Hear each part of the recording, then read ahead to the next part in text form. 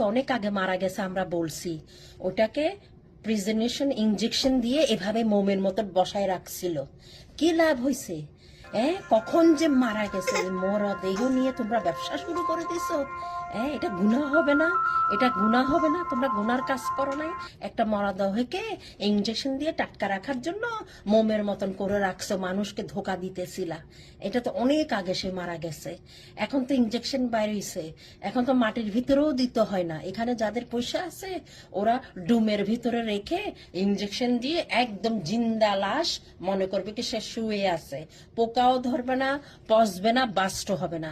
কিন্তু এখন ওরা কি করছে, খালেদা জিয়ার মৃত্যুটা ওরা বাস করতে হয়েছে, কারণ এটা আর কতদিন এভাবে ওপেনলি ইনজেকশন দিয়ে রাখা হবে? এটা বাস্ট হয়ে আতরি বুতরি ছড়ি পড়তো। ওকে, এই মরা দেহ নিয়েও তোমরা ব্যবসা করতেছ? ছি ছি ছি ছি ছি ছি, কোন জগতে তোমরা থাকো?